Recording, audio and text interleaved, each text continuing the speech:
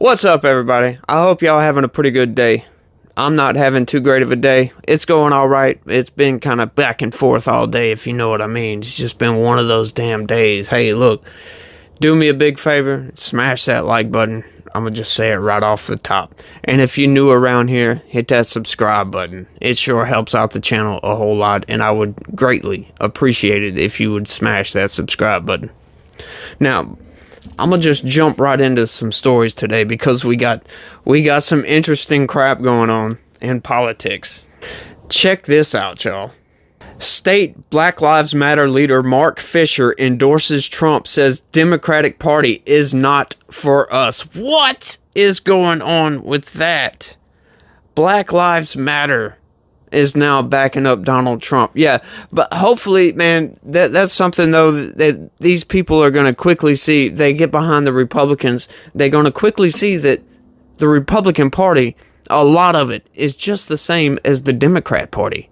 That you got a handful of Republicans that are actually trying to do some good work. There's a couple of Democrats who seem to be genuine. I'm not going to say they're good yet. I don't know enough about them. But the vast majority of your politicians are not good people. Donald Trump seems like he's there for the people. He might be there for his own personal reasons to get fame and fortune or whatever, but if it ends up being how we had things in 2019, hey, I'm right there with it. The dude's got some flaws, right? But we had the best economy, no new wars. You know, his foreign policy was off the chain. He had the Abraham Accords. The dude walked into North Korea with no security detail and shook hands with that little man, the dictator. Presidents don't normally do stuff like that. This man had really good foreign policy. He may have been corrupt. Look, I don't know. There's a lot of allegations right now. You know, it's kind of iffy. But I can tell you this. He's way better than Joe Biden. Way better than Joe Biden. And he's way better than Obama was. Obama was a murdering bastard, man. You look into his presidency. You see, the news narrative machine kept his hands looking pretty clean. But if you look into it, he killed a lot of people. They call him Drone Strike Obama. Drone Strike Barack, if you will. He loved his drone strikes and getting into wars, man. But Donald Trump, no new wars. And hey, look, he said he could stop the war in Ukraine in 24 hours. Let's make a bet. Let's see if he actually does it. Let's tell him to prove it. Vote him in and tell him to prove it. I'd like to see that happen because I'm tired of war all the time. We don't need war.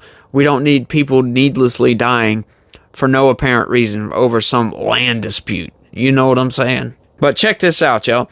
Co-founder of a state Black Lives Matter chapter on Tuesday endorsed former President Donald Trump's 2024 White House bid. Mark Fisher, who co-founded the Rhode Island chapter of Black Lives Matter, argued that Democrats are demonstrating duplicity and that the party's policies reveal hypocrisy during an interview with Fox News. Yeah, like I said, you get behind the Republicans, you're going to see a lot of that too. It's not just the Democrats. Of course, the Democrats are really, really bad with it. And most of the Republicans are really, really bad with it. But like I said, there are some Republicans who are actually doing a good job. I can't really say that about the Democrats. There's some that appear to be doing, trying to do their thing. They may have insane policies, but they're at least genuine with those insane policies. I'll put it that way. We're not stupid, Fisher said. We understand when someone's for us and when someone is not. And it's obvious that the Democratic Party is not for us.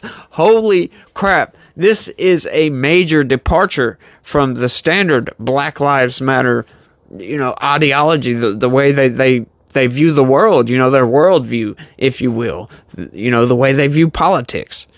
The former president currently leads the GOP primary field by a wide margin as the first Republican primary in Iowa approaches January 15th. A recent New York Times Siena College poll showed Trump and President Joe Biden in a tight race But some of the more recent polls are putting Trump above. Trump's gaining ground right now, and Joe Biden is flailing. You saw what he did today? I don't know if y'all heard, but he forgave another 800 and something thousand people's college loans or whatever.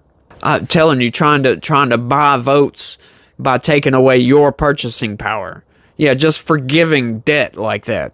That's just insane. Joe Biden has lost it with me. He's lost it with the American people, and the polls show it. That's just nuts. I can't believe this little story, though. They're getting behind Donald Trump. But Donald Trump at least makes people think that he's for the people.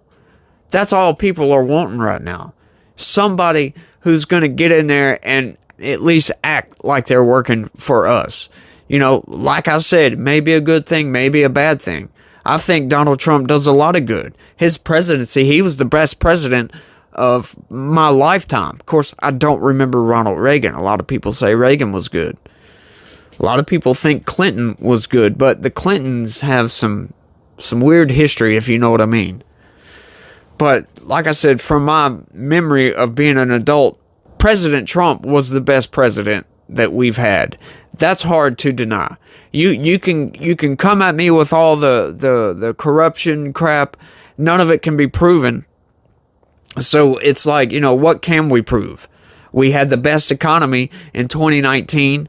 We were getting our troops back from places. As a matter of fact, General Milley was actually defied Trump's orders. He ordered them to get the troops out of Syria 2 or 3 different times. And Milley said, okay, and then just ignored his orders and kept the troops over there for whatever reason. He was trying to get everybody out of the Middle East. We don't need to be over there doing all this world police and shit we're doing. But I'm going off on a long rant. I got another story I want to get into right quick because it involves something that I have been going very hard on recently. And something I'm keeping up with. And if it's something you want to keep up with, smash that subscribe button and turn on your notifications. Because I can promise you, I will keep you guys informed on this here topic. Green moves to force vote on impeaching Mayorkas after House shelves first attempt. Yeah, that was just like a couple of weeks ago, if you remember. She tried to force a vote and they shifted it to committee, which basically says, you know, whatever. It goes to committee, then they have to do some more hearings, blah, blah, blah, blah, blah. And nothing happens, essentially. So she's doing it again. She wrote up some more articles of impeachment. Check this out.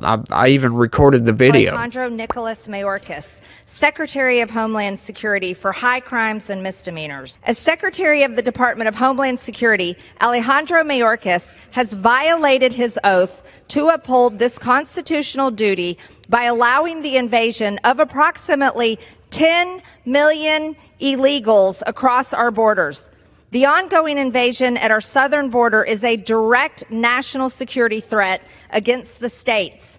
Rep. Marjorie Taylor Greene moved to force a vote on impeaching Homeland Security Secretary Alejandro Mayorkas on Wednesday, the second time this month that the firebrand launched an effort to boot the Biden administration official, which he needs to be gone. When you do stuff like this,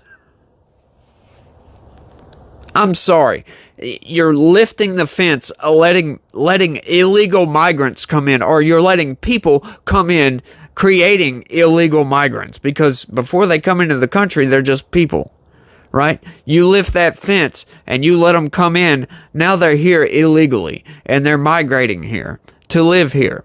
They can't do that. We have laws against that. We've been having, like she said, 10 million migrants just since the Biden administration has been in office. Not quite 3 years yet. Just shy of 3 years. That is a lot of people. That is the entire population of Houston and Dallas. The entire population of New York City. That is insane. And he's just letting them come in, lifting the fence. Screw it. Greene called her impeachment measure, which charges Mayorkas with high crimes and misdemeanors, to the floor as a privileged resolution, a procedural gambit that forces leadership to take action on the measure within 2 legislative days. Yes. The effort comes just 2 weeks after the House voted to refer Green's impeachment resolution to Homeland Security Committee, stopping it from hitting the floor for a direct vote. Yeah, I don't know why they did that. That kind of pissed me off when they did that. And it's one of the reasons I'm like, well, what the hell's wrong with these Republicans? Because the Republicans are in charge right now, in case you didn't know. And they seem to be running around theirself. 8 Republicans joined all Democrats in voting to refer the legislation, dealing a blow to Green and her push to oust Mayorkas. The Georgia Republican addressed those opponents in remarks shortly after she forced a second vote on Wednesday. The 8 Republicans that voted with Democrats claimed they wanted it to follow proper House procedure and go through the committee, Green said. But my articles of impeachment have been sitting in committee for over 6 months, and they've been basically sitting there collecting dust, not being picked up. Green said if the current effort to impeach Mayorkas fails, which will likely be the case, she will keep reintroducing it. Yeah, this is bullshit. Those 8 Republicans, you are Democrats.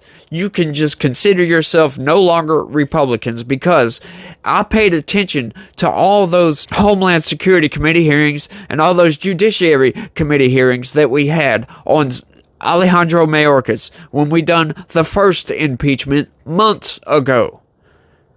Okay, there is a major problem on that border, and especially, like I said, when you have Mayorkas doing stuff like this.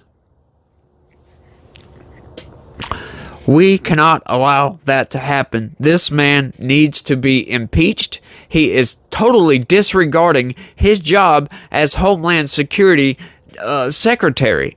Just letting people in. He doesn't care. We've seen this in the committees. We've seen lives ruined. We've seen people testify, finding dead bodies in their pastures. Farmers finding dead bodies in their pastures, having to go and buy guns because they're scared some of these migrants are going to come in illegally and rob them in their house. It is insane, all the fentanyl that's getting through. This has got to stop. And we need to impeach him so we can force Joe Biden to put somebody in there that's actually going to do something about it. Yeah, sure, Joe Biden may have started building the wall, but what did he do for 3 years? That wall was being built. He's made those people stop, okay? That was a contract job. That means that you and me were paying, tax dollars were paying for a contract that Joe Biden stopped. They could have been building that wall that was paid for. We have to pay that contract. I don't know if you know how construction contracts work, but it's a contract. So regardless if it gets done or not, it still has to be paid. So why not do it? Joe Biden stopped that. All that material and all that labor for nothing. Paying money out of our tax dollars for nothing. Yeah, thanks, Joe Biden. I think the American people will not tolerate Republicans continuing to vote it down, she added. I know it's pissing me off. They have no excuse. Americans are dying every single day. The border is the issue you hear from everybody. Even New York is falling apart over the migrant crisis. Yeah, the New York mayor, Eric Adams, said it's going to destroy New York. They're having to take funds from other resources to house all these migrants that are up there. So I don't think we're going to tolerate this from them. DHS on Wednesday called the repeat resolution a baseless attack, is completely without merit, and a harmful distraction from our critical national security priorities. See, when I hear statements like that, it reminds me of this video, which does nothing but piss me off even more. Green launched her efforts shortly after Rep. Tom McClintock criticized the Georgia Republican on the House floor for trying to fast-track impeaching Mayorkas. Many are demanding Mayorkas' impeachment for failing to maintain operational control of the border, as Congresswoman Green's resolution puts it. He's certainly guilty of that and a whole lot more. Maladministration, malfeasance, and neglect of duties on a truly cosmic scale. But these are not impeachable offenses, McClintock said. By failing to abide by due process and constitutional constraints, Ms. Greene is tainting this serious impeachment inquiry with a shoot-from-the-hips stunt that is reckless, partisan, and manifestly unserious, he added. And see, I totally disagree with that. Y'all have seen the video. I'm not going to play that clip again. When you order these DHS agents and these CBP agents to allow people to come into the country illegally, they're all breaking the law. That is a felony. That is a high crime. It's not a misdemeanor. A misdemeanor would be less of a charge. That is a high crime. That is a felony. It's a federal offense. I do not understand what McClintock is talking about. That is illegal. You are aiding and abetting illegal migrants. I don't get his thinking on this. The Georgia Republican shot back at McClintock, telling reporters that her colleague doesn't support impeachment of all. At all, I guess. That doesn't make any sense. Of all? Maybe it's a typo. Greene's resolution accuses Mayorkas of willful admittance of border crossers. Yeah, you've seen the video. And says he has a duty to protect the U.S. from an invasion. It also alleges that Secretary violated the Secure Fence Act, a 2006 law that demands perfection at the border by declaring the border operationally secure only if no people or contraband improperly enter the country. Mayorkas in the past has pushed back against claims that he violated the law. Every DHS secretary has violated that law since it was put into place. It's almost impossible to have operational control of that southern border unless you build a solid wall. You would have to have a lot of funding and outposts and all this crap along that wall to be able to have operational control of that southern border. It's almost impossible. So yeah, every single one has violated that law since it was put into place. Yeah, and it goes on to state some other BS. Just, it's, you know, I've gone long enough on this because this topic here pisses me off. That border has caused so much destruction. There's been so much fentanyl come across. There's 70-something thousand. No, I'm sorry. That was 2022. It's been over 100,000 people die of fentanyl overdoses, which not 100% of it comes across that southern border, but most of it comes across that southern border. And if they would do more to stop these people from coming in, instead of lifting the fence and letting them come in, they don't care about that. That is plain to see from anybody. I've showed that video ad nauseum. I've made 3 or 4 videos on the southern border just in the past month or so, showing that very video, that very clip right there. So we can all see, we know what's going on with it. Like I said, I'm not going to show it again. I've shown it ad nauseum. I'm not going to continue to play that clip, even though I should play that clip until they impeach this guy. That right there is an impeachable offense. Lifting the fence to let those people come in is impeachable. But let me know what you guys think. Should we impeach Mayorkas? Should we just drop this and let all the fentanyl come in? Or, you know, drop this and just say, no, we can't impeach him for that, like McClintock says. Let me know what you think down in the comment section below. And that's all I got for this one, you guys. I want to thank everybody for watching. I sure do appreciate it. We've had some new subscribers come in and all that, so thanks for subscribing, y'all. I appreciate everybody that's been leaving comments. I love to hear from y'all. I try to reply as much as I can.